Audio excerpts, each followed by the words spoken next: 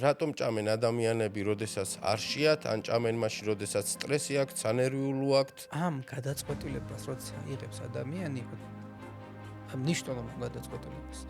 ეს არ უნდა იყოს აფექტის დონეზე მიღებული. საკვებზე დამოკიდებულება, ალკოჰოლზე დამოკიდებულება, აზარტულ თამაშებზე დამოკიდებულება, განსხვავება არის? ჩემი გადახედვით ერთი საფუძველია. ჩემი პრობლემა არა ფიზიკური ნაწილია, როგორც ასეთი. არამედ ჩემი პრობლემა არის ფსიქიკური ნაწილი. და როდესაც ჩვენ მუშაობდით, მან თქვა ასეთი სიტყვები, რა კარგი იყო, ოღონდ ეს ინტერესია. როდესაც ვიყავი ჭარბწონიანი, იმიტომ რომ ის მეხმარებოდა მე ამართლებდი ჩემ პრობლემებს. შენ არ გშია, მაგრამ მაინც ჭამ. რატომ? რისთვის? რატომ იწყებ კვებას, როდესაც ნერვიულობ, როდესაც ცუდად ხარ, როდესაც მარტო ხარ, როდესაც რაღაც ტრავმა გაქვს, როდესაც ცდილობ საკუთარ თავს გაექცე. ეს ჩვევა არ არის, ეს დამოკიდებულება, ეს პრობლემა, რომელსაც სჭირდება მკურნალობა. მაგრამ მკურნალობა იწყება იქიდან, როდესაც საკუთარ თავთან აღიარებ პრობლემას და საკუთარ თავთან დასვავ კითხვებს. როდესაც საკუთარ თავთან კითხვების დასმას ვერ ახერხებ, აქ კითხვებს მე დავსვავ, რომლის პასუხებსაც აუცილებლად იპოვით საკუთარ თავში. რატომ არის კვება? არა უბრალოდ ენერგიის მიღება, არამედ საკუთარი თავის დასჯა, განსჯა, საკუთარი თავისგან გაქცევა, სიამოვნება, ეს ყველაფერი ერთად. დღეს ვისაუბრებთ კვებაზე, დამოკიდებულებაზე, იმ დანაშაულის გრძნობაზე. დღეს დავსვავთ კითხვებს, რომელსაც საკუთარ თავს ვერ უსვავთ და მიიღებთ იმ პასუხებს, რაც აუცილებელია საწყისშივე თქვენი პრობლემის მოსაგვარებლად. დღეს სტუმრად გვეყოლება სტუდიაში ბატონი გიორგი ჭანტურია, ფსიქოლოგი, რომელსაც უდიდესი გამოცდილება აქვს ჭარბწონიან პაციენტებთან მუშაობაში. იქიდან გამომდინარე, რომ ბატონი გიორგი პრეოპერაციულად და პოსტოპერაციულად მუშაობს ბარიატრიულ პაციენტებთან, ანუ ამზადებს ოპერაციის წინა პაციენტები მომზადებას გადიან წინა საოპერაციოს და მერე უშუალოდ პოსტოპერაციულ პერიოდში. მე იმედი მაქვს, რომ თქვენთვის ძალიან საინტერესო თემა იქნება, სანამ თემას გავაგრძელებთ, გამოიწერეთ და დაალაიქეთ ჩვენი არხი. მოგესალმებით ბატონო გიორგი, ძალიან სასიამოვნოა თქვენი სტუმრობა ჩვენ სტუდიაში. მე დარწმუნებული ვარ, რომ ძალიან საინტერესო თემა გადაცემა გამოგვივა, იმიტომ რომ თვითონ თემა არის ძალიან საინტერესო და აქტუალური. მადლობას გიხდით სტუმრობისთვის. მოგესალმებით მეც, ვირიქით, თქვენ გიხდით მადლობას რომ მომიწვიეთ. იმიტომ რომ ნამდვილად ეს თემა არის ძალიან მნიშვნელოვანი და საინტერესო და ნამდვილად არის უამრავი კითხვა, რომელიც ხანდახან პასუხ გაუცემელია. და ეს საშუალებას მოგცემს ადამიანს ჩავაფიქროთ და პირველ რიგში მოვახდინოთ ერთგვარი შინაგანი იდენტიფიკაცია პრობლემის. პირველი კითხვით გადმოვალ თქვენთან, კვებაზე დამოკიდებულებაზე ვისაუბროთ. რატომ ჭამენ ადამიანები, როდესაც არ შეათ, ან ჭამენ მაშინ, როდესაც სტრესი აქვთ, სანერვიულო აქვთ? იმიტომ რომ ბევრი პაციენტისგან გამიგია საუბრის დროს, რომ ვერ აკონტროლებენ, თუ დეპრესიაში მეტად უკვე მით უმეტეს უფრო მეტად ქალები მეტად დამოკიდებულები ხდებიან კვებაზე და კვებით ივსებენ იმ დეფიციტს თუ იმ გაურბიან იმ პრობლემებს და გადააქვთ ეს თავისი დამოკიდებულება, სიამოვნებას იღებენ კვებისგან, მოკლედ რომ ვთქვათ. ხო. პირველ რიგში შევეხოთ იმას, რომ საკვები საქვს როგორც ფიზიკური მნიშვნელოვნებითი ნაწილი, ფიზიოლოგიური ფიზიკური მნიშვნელობითი ნაწილი, ანუ ენერგიის წყაროა, მაგრამ ასევე აქვს საკვებს ერთგვარი სიმბოლური დატვირთვა. ანუ ნებისმიერ კულტურულ ნაწილში, განსაკუთრებით ჩვენს კულტურაში, კვებითი აქტი ერთგვარ სიმბოლურ ნაწილს წარმოადგენს. ეს არის ურთიერთობის ნაწილი ერთგვარად. ეს არის გარკვეული სიყვარულის გამოხატულების ნაწილი, მაგალითად, როცა მშობელი დედა ცდილობს ბავშვს მიაწოდოს საკვები, ეს ზრუნვის აქტია. და ეს არის ერთგვარი სიყვარულის გამოხატულების ნაწილი. აი თუ გახსოვთ ჩვენს წინა წარსულში ყველა ამბობდა, რომ ჩემი შვილი საქმიდან არ უნდა გავიდეს მშიერი პირობითად. ანუ ეს თითქოს და არაფერს არ ნიშნავს, მაგრამ ეს არის ერთგვარი განცდა იმისა, რომ მე ვზრუნავ ვიღაცაზე და ეს არის განცდა ის, რომ მე ვდებ სიყვარულს. და ჩვენ ვიცით ყველამ, რომ პირველი აღქმა ერთგვარად სამყაროსი გადის პირის არით. როცა ბავშვი იბადება, იღებს საკვებს დედის მკერდისგან და არა მარტო საკვებს ამ დროს, არამედ იღებს დედის მზრუნველობას, სიყვარულს, უსაფრთხოებას, რაც ძალიან მნიშვნელოვანია. და ხშირ შემთხვევაში ამასთან რომ ამ პროცესთან ფიქსირდება განცდები. და ასევე ეს ერთგვარად წვავდება მასში, როდესაც ბავშვი გარკვეული პერიოდის განმავლობაში ჩანაცვლებას ახდენს სიყვარულის კვებითი აქტით. ზრუნვის კვებითი აქტით. ძალიან საინტერესო ახსნა გააკეთეთ. ეხლა სიმართლე გითხრათ, ამაზე მე არ დავფიქრებული ვარ და ძალიან საფუძვლებიდანვე ხო, ეს მოდის ბავშვობიდან. და ახლა ამ პერიოდში ამ პროცესში, როდესაც მე განვისდი ცუდად თავს პირობითად, მე ვრუნდები ერთგვარ რეგრესულ ნაწილს, ვრუნდები იქ, სადაც მე მქონდა ან მინდოდა მქონოდა უსაფრთხოების განცდა. და ეს კვებითი აქტით ხდება ორალური სფეროთი. როგორ უნდა გავარჩიოთ რეალური შიმშილი, თქვათ იმ აშლილობებისგან და დამოკიდებულებებისგან? ეს პროცესი ძალიან ესეთი არის, დიდ ნაწილს მოიცავს. პირველ რიგში ჩვენ ვიცით და თქვენ უფრო კარგად იცით, რომ ჩვენი კუჭის ფუნქციონირება არის დაახლოებით 3 საათიან 4 საათიან შუალედში. ხო, როგორც მე მახსოვს ფიზიოლოგიურ დაწილში. ანუ საკვების შიმშილის მიღება, შიმშილის დაკმაყოფილებას არ ჭირდება ძალიან ბევრი სჭამა. ან სუსნაობა მაგალითად. თუ მე ვახდენ კონკრეტულ ქცევით აქტს, კონკრეტული დროების განპირობებულობაში და კონკრეტულ რაოდენობას ვიღებ ყველა იმ პროცესს, რომელიც აუცილებელია შიმშილის გზნობის დაკმაყოფილებისთვის, ეს საკმარისია. როცა ემოციური კვება მაქვს, რა ხდება იქ? მე ვერ ვაცნობიერებ, რას ვაკეთებ. არის იმპულსური, არის მუდმივი, ანუ პროლონგირებული, ანუ ხანგრძლივი პროცესია, არ ხდება შეკავებითი აქტი და მუდმივად მივდივართ გადამსუყვებისკენ, ხო? ანუ იქაც კი გაჩერება არ შეგვიძლია. ამიტომ როცა ემოციური კვებითი პროცესია, იქ ფიზიოლოგიურად არ ხდება გააზრებული, ანალიტიკური გააზრებული კონტროლის მექანიზმები. ხდება ავტომატურ დონეზე და ისაც კი ვერ ხვდებით, რომ საკვებს ვიყავ. ადამიანები იკვებებიან და იკვება ახალი დამთავრება, შეიძლება არ ქონდეს ახალი დამთავრება და უკვე იმაზე ფიქრობენ, კიდე რა საკვები უნდა მიიღონ. აი ამაზე რა ახსნა გვექნება? ეგ დამოკიდებულია პიროვნებაზე, ხო ეს ზოგადად ყველა ხო, მაგრამ უმეტეს შემთხვევაში, მით უმეტეს ამ ბარიატრულ პაციენტებთან ძალიან ხშირად ხდება ეს ესეთი უფრო დაკავშირებულია ემოციურ მდგომარეობასთან, შფოთვით მდგომარეობასთან. რომ მე მინდა აქ კვებაზე აღარ არის საუბარი, აქ არის საუბარი შთანთქვაზე.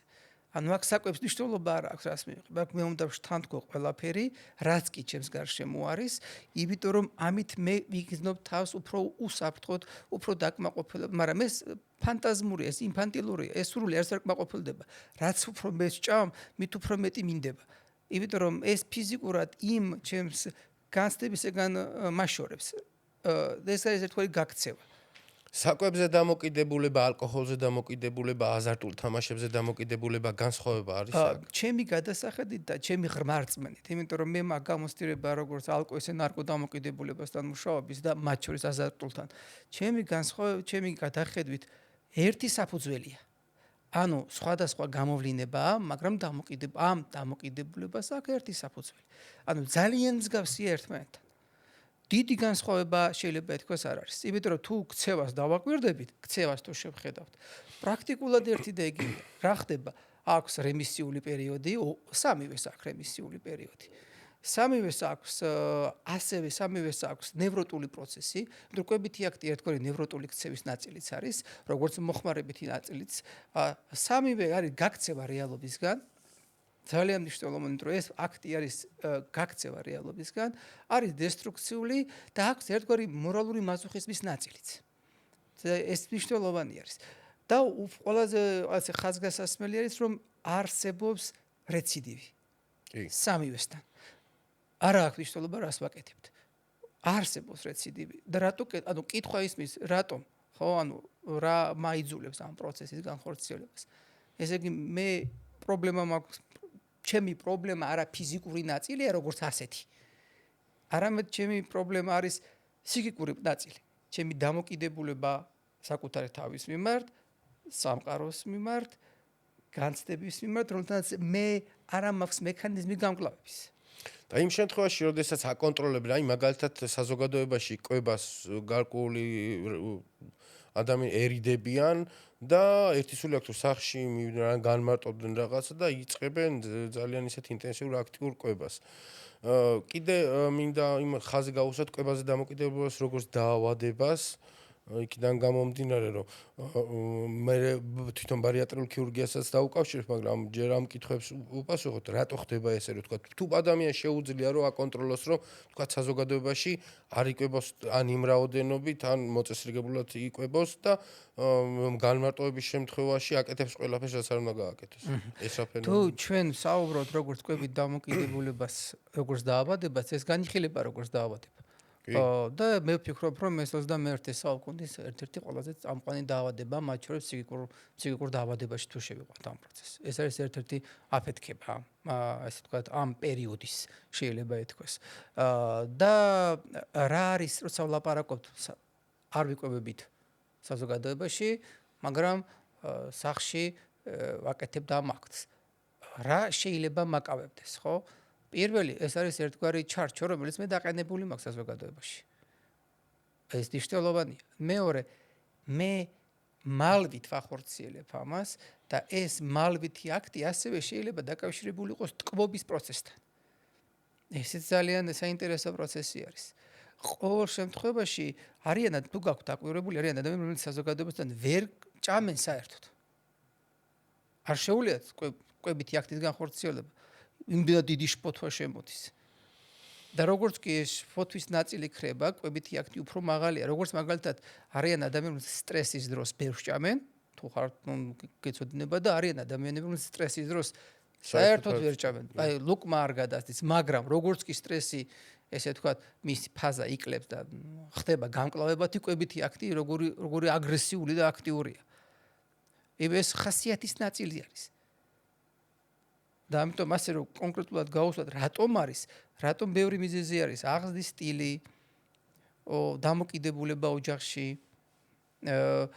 საკუთარი თავის მოთხოვნა, აგრესიული მორალური ჩარჩოები, ასე ვთქვათ, სუპერეგოს რომელსაც დავარქვათ, ხო, მორალურ მეს ავიღოთ პირობითად, ხო? სუპერეგოს მოთხოვნილება, რომ შენ ეს არ უნდა გააკეთო, იმიტომ რომ შენ იქ საზოგადოებაში ხარ და არ გაქვს უფლება, მაგრამ როგორც კი მე სახში მომდივარ, ვიქხომ მე ჩემს ტერიტორიაზე ვარ, ჩემს არეალში ვარ. იქ მე როგორც პატარა ბავშვი შემიძლია მივცე თავისუფლება, გავაკეთო ყველაფერი რაც მინდა. აქ საუბარია მინდასა და უნდას ჭიდილს ყოველთვის. ეს პრობლემები ძალიან ბევრია, მაგრამ უფრო მეტად ჩემ საინტერესო არის გამოსავლებზე საუბარი. როდესაც თქვა პირველად შეხვედრის დროს პაციენტებთან რამდენად ადვილად იხსნებიან, რამდენად ადვილად აღიარებენ იმ პრობლემებს, რაც რეალურად უდგას, თუ კიდე ცდილობენ რომ დამალონ ეს პრობლემები და თავარი წერტილი არის, რომ მე ხანდახან დამჩენია მე ისეთი შთაბეჭდილება, რომ თავარია ფსიქოლოგმა თქვას, რომ კი გავუკეთოთ ოპერაცია, ეს მოიშოროს და ეს და კავშირი არის მხოლოდ ფსიქოლოგთან და არ არის გააზრებული, რომ ფსიქოლოგმა შეიძლება ჩემი კვებითი ჩვევები გამომასწორებინოს, რაც ყველაზე აუცილებელია ოპერაციის მერე მით უმეტეს. ნამდვილად. ანუ პირველი რას ვიტყვი, როცა პაციენტი შემოდის ჩემთან კონსულტაციაზე და საუბრობთ, ყოველთვის არის ცდილობა პაციენტის რომ გადააბრალოს ყველა სხვას მისი წონა, ან მისი კვებითი პრობლემა, მისი წონა, მისი სხეულის პრობლემა. ყველა სხვას რას გულისხმობ, ორსულობას, მაგალითად ნივთიერებათა ცვლის პრობლემას, ვიცი, გარემოს, ჰაერს, ვიცი, დროს და ყველა სხვას ოღონდ მე არა. ანუ ამ შემთხვევაში ჩემი განცდა, ჩემი საკუთარ თავის დანაშაულება არა, გარეთ არის პრობლემა. ჩემში არ არის. ანუ ჩემში არ არის, როგორც მაგალითად იტყვიან, რომ მე არ ვჭამ ბევრს, მაგრამ აი, ყველა რასაც შევჭამ, ყველაფერი მერგება. ეს ერთი და საინტერესოა, იმიტომ რომ ეს პირდაპირ აჩვენებს იმას, რომ უარყოფს იმ პრობლემას, რომელიც მე მაქვს. საკუთარ თავთან მე ამას არ ვაღიარებ, არ შეიძლება. მეორე, ყოველთვის არის ცდილობა მოაწოდოს ინფორმაცია ამ პროცესში ისე, რომ თითქოს და მე უნდა ვთქვა კი, ანუ გაიკეთე ოპერაცია, პრობლემა არ არის. და ეს საინტერესო ის ნაწილი რომ მალავს საკუთარ განცდასაც, საკუთარ თავთან, ჩემთან არა მარტო, საკუთარ თავთანაც. მეორე, ოღონდ დამთავრდეს კონსულტაცია, ოღონდ გავიკეთო ოპერაცია და მე არჩივი რა იქნება. მიუხედავად იმისა, რომ შეიძლება ვიცოდე პრობლემები, რა შეიძლება მოხდეს, კარგად ვიცოდე, მაგრამ ამის მიღება ერთია ვიცოდე, მეორეა გავაცნობიერო და გავითავისო, მივიღო ეს პროცესი. მე დარწმუნებული ვარ და უმეტეს შემთხვევაში კონსულტაციის შემდგომ ყოველთვის ვამბობ, რომ თერაპიული პროცესი საჭიროა. ვიღაცასთან აუცილებელია, ვიღაცასთან კარგი იქნებოდა რომ ყოფილიყო, ვიღაცასთან საჭიროა. მაგრამ მე ყოფილა ისეთი შემთხვევა, როდესაც გითქვიათ პაციენტისთვის, რომ თქვენ ფსიქოლოგის კონსულტაცია არ ჭირდება. მე არ მithქვამს არასდროს პაციენტისთვის, რომ კონსულტაცია არ ჭირდება. მე მithქვამს პაციენტისთვის, რომ კონსულტაცია საჭიროა, ან მithქვამს პაციენტს, რომ კარგი იქნებოდა. ორი მიზეზის გამო. ერთი, რომ პოსტოპერაციული პერიოდი, ნებისმიერი პოსტოპერაციული პერიოდი მოიცავს სიმძიმეებს, კი. მათ შორის ემოციურ სიმძიმეებს, განსაკუთრებით როცა ვლაპარაკობთ ბარიატრიულ პოსტოპერაციულ პერიოდში, იმიტომ რომ აქ ხდება რა, რომ კი შიმშილის გზნობა არ არის, მაგრამ სურვილი რაღაცა მივიღო, არსად არ ხდება, იმიტომ რომ ეს ჩემს თავშია და ამ სულთან ბრძოლა ყოველთვის მიწევს და ეს ბრძოლა იწვევს ჩემში ძალიან ბევრ გაღიზიანებადობას, იმიტომ რომ ორგანიზმი სტრესულ მდგომარეობაშია ერთგვარად და ფსიქოაფექტური დონეც იმატებს, მინდა არ მინდა. ამიტომ მithქვამს, რომ ორთვიანი სულ ცოტა იმისათვის რომ მოხდეს ადაპტაციის პროცესი პოსტოპერაციული პერიოდისთვის იქნება ძალიან კარგი, მაგრამ მე შემიძლია თქვა რომ ჩვენი კონსულტაციის პაციენტების ალბათ ვიტყოდ სამწუხაროდ ვიტყოდი ალბათ 50% ამას და შეიძლება მეტიც ნიშნულობრივად ართვლის. მე მინდა აქ ხაზი გაუსვა ზუსტად ამას, რომ თვითონ ოპერაციის ტაქტიკის გადაწყვეტაში ფსიქოლოგს ძალიან დიდი მნიშვნელობა აქვს, პირადად ჩემთვის. აქ აზრი იყოფა, თქვა როგორ უნდა შეირჩეს ოპერაცია პაციენტის, მაგრამ ჩემთვის ერთ-ერთი წამყვანი არის კვებაზე დამოკიდებულება პაციენტის, როგორი კვებება, თუნდაც კვების თვითონ აქტი როგორი არის კვების, იმიტომ რომ პოსტოპერაციულ პერიოდში შესაძლოა ადამიანი მიჩეული არის კვებას, თქვა დაუღეჭავთ, სწრაფი კვება, დიდ ლუკმებს ყლაპავს, მე ეს პოსტოპერაციულ პერიოდში ძალიან დიდი პრობლემები შეიძლება შეიქმნას, მით უმეტეს უახლოეს პოსტოპერაციულ პერიოდში, როდესაც თქვა ახალი ოპერაციებია პაციენტი იქ თავიდან თხიერი საკვებით, რძის პროდუქტებით ასე ვიწყებთ კვებას, მაშინ დიდი ყლუპზეც კი პაციენტს დისკომფორტი ექნება და ხო წარმოგიდგენიათ ის კვებაზე დამოკიდებული რაც ოპერაციამდე როგორც იკვებებოდა, ასე რო გაგრძელდეს სამხელა პრობლემებს ქნის. მე ყოველთვის ურჩევ ხოლმე, ვისთანაც ქონია შეხვედრა, ვისაც ქონია დაუშვათ ერთკვირიანი ან ერთთვიანი დისტანცია ოპერაციამდე, მის შემხედრია მე არიან პაციენტები, რომელსაც წინა დღეს მოდიან და მანამდე თურმე სხვა საქმე როგორც ხდება ხოლმე რა, სხვა უფრო მნიშვნელოვანია ვიდრე ეს პროცესი სამწუხაროდ ეს აღქმა არსებობს. ვიც ყოფილა კვირა ან 10 დღიანი ან ერთთვიანი დისტანცია ოპერაციიდან ოპერაციამდე პროცესში მე მithქვამს რომ დამდგარიყვნენ ერთგვარ ისტორიკებით აქცე. ანუ 4 საათიანი შუალედი, მცირე ულუფა, ხო რომ ქცევა გამოიმუშაო. ქცევა როგორც ასე, ქცევა მომზადებული იყო ქცევისთვის. ანუ იმიტომ რომ ჩვენ ყოველთვის ვამბობთ რომ ეს არის ერთგვარი მამნე ჩვევა, მაგრამ ჩემი გადასახედით ეს მარტო ჩვევა არ არის. ეს რომ მარტო ჩვევა იყოს, უფრო მარტივია მისი მოგვარება.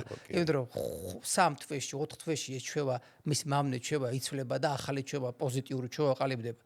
და თუ ეს ასია, მაშინ რატომ გვაქვს პრობლემები ოპერაციის შემდგომაც, ხო?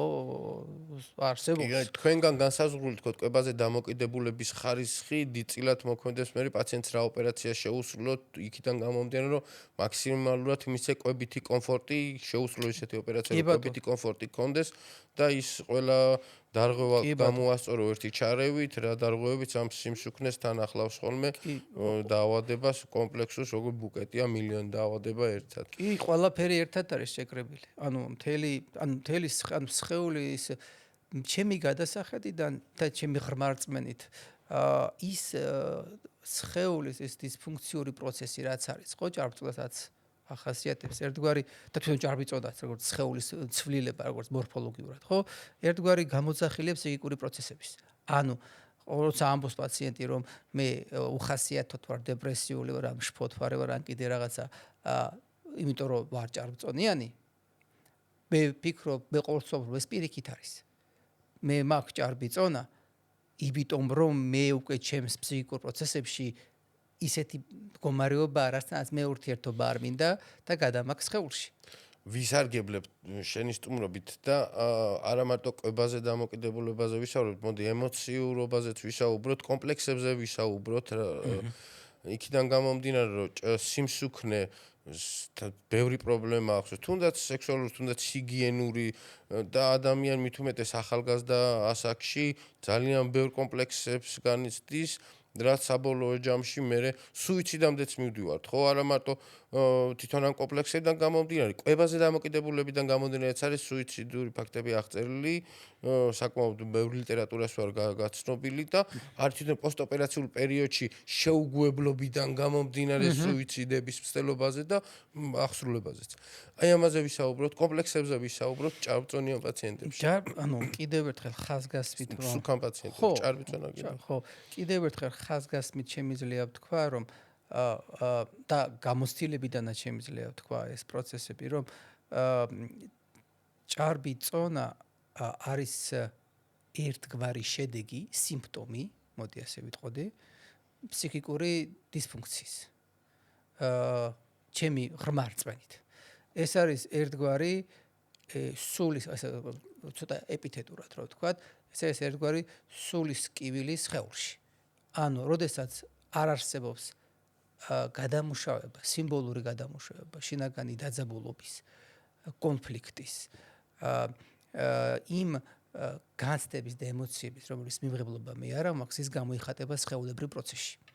და ეს არის ფსიქოსომატური დაავადებები ძალიან უამრავია და მათ შორის ერთ-ერთი ჭარბი წონა. ამიტომ ბევრი პაციენტს ვთქვია, რომ მე როცა ვარ ჭარბ წონაზე, მე არ მინდა არაფერი. არავის დანახვა, თითქოს და არ ვარსებობ. კი, სოციალურები ხდება.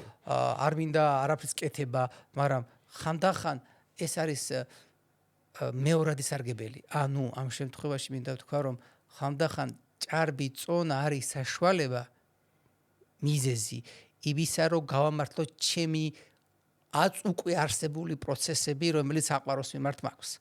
და რა არის საინტერესო, თუ დავაკვირდებით, მე მყავდა ორი პაციენტი და კარგად მახსოვს ეს პაციენტები, განსაკუთრებით ბარიატრის შემდგომი პაციენტზე ვლაპარაკობ, მანამდეც ძალიან ბევრი იყო, რომლებმაც განახორციელეს ოპერაცია და მე როცა შემთან შეფასებას ვიყავ, მე ვუთხარი, რომ ეს არ შეცვლის მის მდგომარეობას, რომლებმაც განახორციელეს ოპერაცია, ოპერაციის შემდგომ კლებითი პროცესი დაიწყო კარგი, როგორც ხდება, ოპერაციამ იდეალურად ჩაიარა, მაგრამ დაიწყო ფსიქიკური სტრუქტურის ფსიქოაფექტური მდგომარეობის გამწვავება. მაგალითად დეპრესიული მდგომარეობა და როდესაც ჩვენ მუშაობდით, მან თქვა ასეთი სიტყვები, რა კარგი იყო, ოღონდ რა საინტერესოა. როდესაც ვიყავი ჭარბწონიანი, იმიტომ რომ ის მეხმარებოდა მე ვამართლებდი ჩემ პრობლემებს. ეს ერთი იყო. მეორე პაციენტი მყავდა, რომელიც საინტერესოა რომ იქლებდა, ანუ კლების პროცესში და მას ჰქონდა ხშირი ესეთი ციკლითი აქტი, რომ დაიკლებდა, მოიმატებდა. ის ამბობდა, რომ როდესაც მე ვიკლებ, ჩემს ნაწილში განცდა მაქვს, რომ მე სუსტი ვხდები. ანუ სუსტი არა ფიზიკურად, არამედ დაუცველი, არ ვარ ძლიერი, ვერ ვაშინებ ვერავის. და როცა ჭარბი წონა მაქვს, მიუხედავად ამ პროცესისა, მე განცდა მაქვს, რომ მე ყველაფერს შევძლებ. ანუ ეს მე მათქმე და ძალიან ბევრი სხვა მაგალითები შემიძლია მოიყვანო. ეს მე მათქმევინებს და მივყავარ იმ მოსაზრებამდე, ჩემს თავშიც და ზოგადად ბევრი ლიტერატურაც არის, რომ ჭარბი წონა როგორც ასეთი არის ერთგვარი სიმბოლური გამოძახილი სხეულებრივ პროცესში, როგორც შინაგანი დისფუნქციის. პაციენტები, რომელიც რანახი ყავდა ოპერაციამდე, ამზადებდი ოპერაციისთვის, ოპერაცია წარმატებით ჩაიარა, შედეგები აქვს, უკვე გახდომის პროცესი კარგია, კმაყოფილია, ბედნიერია და ეს ემოციური შედარება რო გავაკეთოთ ოპერაციამდე და ოპერაციის მერე შენი დაკვირვებით. როგორები ხდებიან უფრო უმეტესობა? პირველი რა არის და საინტერესოა, რომ ის ვინც ოპერაციის მერე მოვიდა, რა თქმა უნდა. პირველი ისეც რომ როდესაც არსებობს კლებითი პროცესი, ციფრები ახალისებთ. კი. ხო, ანუ ეს განცდა რომ დავდგები და სასწორი ყველაზე დიდი მეგობარია მაგ. მაშინ ხდება მეგობარი, თორე როგორც კი გაჩერდება კლებითი აქტი, მაშინ ეს ყველაფერი ძიმე აღქმადი პროცესი არის. პირველი ის რომ ოპერაციას რო ვიკეთებ თუ სწორი მოლოდინი არის, ანუ თუ ფანტაზმური არის, სწორი მოლოდინი რა იქნება მოლოდინი თუ არის და ამ შემთხვევაში არის რა თქმა უნდა აქტიური ბედნიერი ნაწილი პაციენტის თუ ემოციური ფონი დისფუნქციური იყო მაშინაც მერეს დისფუნქციური შეიძლება უფრო გამწვავდეს კიდეც, მაგრამ მუშაობის დროს და შეფასებას როცა ახდენს, ანალიზს როცა ახდენს ამ პრობლემის და გარდასახვას ახდენს, საკუთარ ცხეულის მარტო არა, საკუთარი თავის, საკუთარი დამოკიდებულების გარდასახვას როცა ახდენს, როცა ახდენს იმ პროცესების დალაგება შიგნით საკუთარ თავში. მაშინ კარგად არის. მაშინ ბევრად აქტიურია, მაშინ ბევრად პოზიტიურია, მაშინ ხსახავს სწორ მიზნებს და სწორად მიდის პროცესში. ანუ არიან პაციენტები, რომლებიც იციან რა უნდათ, ოღონდ ცოდნა ჰაერში არა, გაშინაგდებული აქვთ ეს ცოდნა, რისთვის აკეთებენ.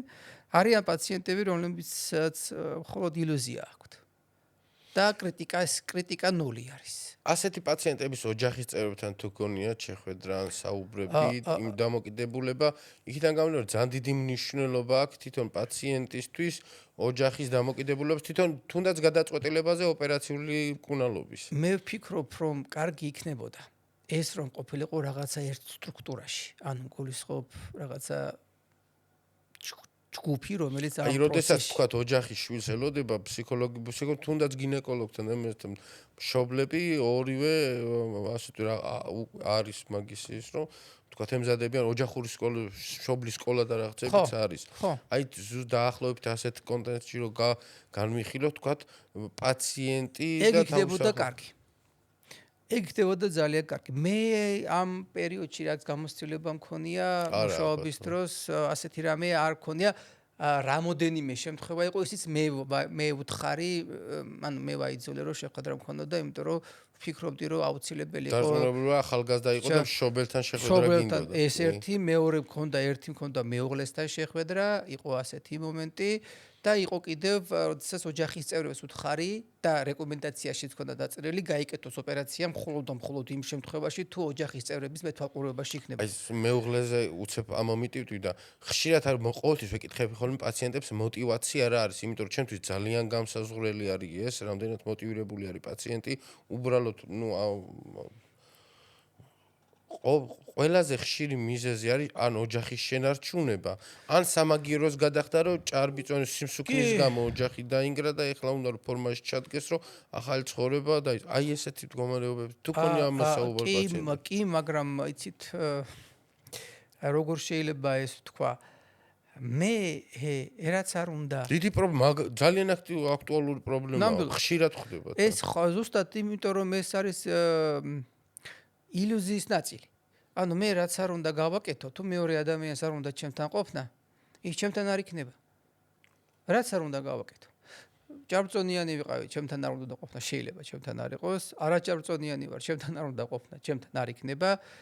ანუ მე ვერ ვიზამ, როგორც პიროვნება, როგორც ადამიანი, მე ვერ ვიზამ ვერაფერს ისეც, რომ მეორე ადამიანი ან გავიჩერო, დავტოვო ჩემს გვერდით და არ წავიდეს სხვასთან, ან ვერაფერს ვერ ვიზამ, რომ ჩემი აქტით სამაგიერო გადაუხადო ისეთი, რომელიც რომელიც თითქოს და მინდოდა. და ყოველი ასეთი მოტივი არის კრახისკენ. ანუ გულისხმობ იმას, რომ ეს მოტივი არ მუშაობს. ანუ მე დავიკლებ, იმიტომ რომ ჩემი ქმარი ან ჩემი ცოლი ჩემ გვერდით იყოს და სხვაგან არ წავიდეს, უხეშად რომ ვთქვა, ძალიან ცუდად საუბრობთ ალბათ ამ კონტექსტში. ეს შეუძლებელია. პირველი, იმიტომ რომ ეს არ არის შემაჩერებელი ფაქტორი. ეს კი არაფერი არ მე რაც არ უნდა კარგი ვიყო. ყველა სრულით რო აუსრულო ჩემს მეუღლეს ან პაციენტმა ქალმა ან კაცმა რა მნიშვნელობა. ყველა სრულით რომ ავასრულოთ. საბოლოო ჯამში არასაკმარისობის გასდა ყოველთვის არის მეორე ადამიანში. და ჩემში რა ხდება? ჩემში არის კონფლიქტი მესთან, რატო ვაკეთებ ამას სხვისთვის? იდეაში მე უნდა ვაკეთებდი ამას საკუთარი თავისთვის. ძალიან ისეთი ფართო და საინტერესო მიმართულება არის თქვენი და ძალიან ამოუწურავია, ძალიან საინტერესოა თქვენთან საუბარი. ძალიან ბევრი თემის გაშლა შეიძლება პრობლემების. მაგრამ უმეტესად ორიენტირებული ვარ გარკვეული რჩევები მივცეთ იმ იმ ადამიანებს, ვისაც აქვთ ეს პრობლემები, სიმსუქნე, თქვათ, ემზადებიან ოპერაციისთვის, ან არიან პოსტოპერაციულ პერიოდში, აი რა რჩევებს მისცემდით, ვინც ოპერაციისთვის ემზადება, დავყოთ ცალკე და ვისაც უკვე შესრულებული აქვს ოპერაცია და ვინც ოპერაციისთვის ემზადება, ალბათ ძალიან მნიშვნელოვანია პირველი ეს არის თვითონ იმ რეჟიმის შექმნა, რაც მერე პოსტოპერაციულ პერიოდს სჭირდება. გულისხმობ რეჟიმის შექმნას იმ კვებით აქტივობის განხორციელებას, რაც აუცილებელია. რომ ადამიანმა თავის თავზე იგრძნოს ეს პროცესი, გაითავისოს, რომ ავტომატურ დონეზე იყოს. ანუ გულისხმობ რას თქვენ წეონებით, ხო, იქ არის ისტორიკებითი აქტი, რომელიც უნდა განახორციელოს, სანამ ოპერაცია დაიწყება. და ვფიქრობ, რომ რაც უფრო ადრე დაიწყებს ამ პროცესს, მით უფრო უკეთესია. თუ აქვს ერთი თვე პერიოდი, კარგი იქნება, რომ ეგრევე დაიწყოს ეს პროცესი. მომზადების პროცესში კვებაზე კვებაზე კონცენტრირდეს. სწორ კვებით აქცენტს, კი. მეორე, თუ არსებობს ემოციური სიმწვავე ოპერაციამდე, ამაზე მუშაობა და მუშაობა საკუთარ თავთან, იდენტიფიკაცია თუ რატომ ხდება ეს პროცესი, რა თქმა უნდა, თერაპიული ყველა პრობლემას დავარქვა თავისი სახელი, რომ რატომ აკეთებ, რა ხდება, რა განაპირობებს, და მოლოდინები არ უნდა შექმნა. მოლოდინები, რომელიც ხდება რეალობას. ობიექტურ რეალობასთან უნდა ვიყოთ ახლოს. რაც შეეხება ეს ორი რამ. რაც შეეხება პოსტოპერაციულ პერიოდში. რა თქმა უნდა, რომ საკუთარ ემოციებთან მუშაობა და განსხვავებთან მუშაობა, დამოკიდებულებებთან მუშაობა, ის რეკომენდაციები, რაც ექიმმა გასცა და იმის შესრულება ეს აუცილებელია, სასიცოცხლოდ აუცილებელია. ამ პროცესში ძალიან მნიშვნელოვანია და კარგი იქნება, რომ გარკვეული აქტიობები, რომელიც სიამოვნებას მანიჭებს. კვება არა. სხვა აქტიობები, სხვა რაღაცით. იმიტომ რომ ეს რა არის? ეს არ არის მარტო სხეულის ცვლილება. ეს არის ცხოვრების წესის ცვლილება, რიტმის ცვლილება, დამოკიდებული ანუ ეს არ არის მხოლოდ მე ლამაზად ვარ და კარკაბას ჩავიცვამ, არა. შედეგი შენარჩუნების ხრივაც, დაავადების რემისიის ხრივაც უდიდესი მნიშვნელობა აქვს. და თერაპიული პროცესი. რა კუთხით თერაპიული პროცესი? პირველი კუთხით, ერთი ის რომ ადაპტაცია სწორად მოხდეს ამ პროცესებზე, განცდების დონეზე და აუცილებელია, მე ვფიქრობ, და მეორე, როდესაც არსებობს კვებითი დამოკიდებულება და არსებობს მწვავე კვებითი დამოკიდებულება, რომელიც არის ემოციური ბმა საკვებთან, რომელიც დაკავშირებულია ყველა პროცესში, სტრესის დროს, ტრაუმის დროს, უხასიათობის დროს, ბრაზის დროს, შიშის დროს, შფოთვის დროს, არა აღნიშნულება, ძალიან ბევრს ჩამოვთვლით. ვფიქრობ, რომ ოპერაცია არ აგვარებს ამ პრობლემას. ოპერაცია მხოლოდ აგვარებს, გაძლევს საშუალებას შენ მართო შენს გარეშე, უფრო შენი სხეული გაძლევს საშუალებას შენს გარეშე მართოს ეს პროცესი. მაგრამ დროთა განმავლობაში ის განცდები, რომელიც ის დამოკიდებულება, რომელიც მქონდა კვებით აქტში, ის ბრუნდება, ის არსად არ მიდის და 6 თვის მერე, წლის მერე, როგორც კი ვიგზნობ, რომ მე შემიძლია გადავაჭარბო კვებით აქტს, ისე რომ რაღაცა ზიანი ბწყალებში არ მივაკეთო დისკომფორტი არ მომწონს. ხო, თუნდაც დისკომფორტი არ მომწონს, ის აგრესიულად ბრუნდება. და თქვენ ყავთ პაციენტები, რომელსაც ორჯერ გაიგეთეს. კი, რა თქმა უნდა. მეც ვყავს ის პაციენტები დანახივის მოსულა, ვინც ორჯერ და სამჯერ ბოდიში ორჯერ გაუკეთებიათ. რატო? იმიტომ რომ ზუსტად იმიტომ რომ მისი დამოკიდებულება არ შეცვლა. მესამედაც ყოლია. აჰა. არ არის, მეოთხეთაც. ყავდა ერთი პაციენტი, რომელსაც მეოთხეთ გაუკეთე. ნუ 4-ჯერ ჩვენ არ გავკეთებია, მაგრამ მეოთხეთ გავკეთეთ. ანუ ესე იგი ნიშნავს იმას, რომ მე დამოკიდებულება არ შემიძლია ამ პროცესის. ეს ძალიან მნიშვნელოვანია. მუშაობა საკუთარ თავთან თერაპიულ ნაწილში. ძალიან საინტერესო იყო თქვენი სტუმრობა. მე ვფიქრობ, რომ ადამიანებმა ვინც გვისმენდნენ, გარკვეული ინფორმაცია მიიღეს. ყოველთვის ვცდილობ, რომ დარგი უფრო ცნობადი გახდეს, უფრო ანუ პაციენტები გააზრებულად მოეკიდონ ამ ნაბიჯებს, რასაც დგავენ თუნდაც ბარიატრიულ ქირურგიაში, რომ ეს არ არის მარტო ოპერაცია, გავიკეთე და ყველაფერი კარგად არის.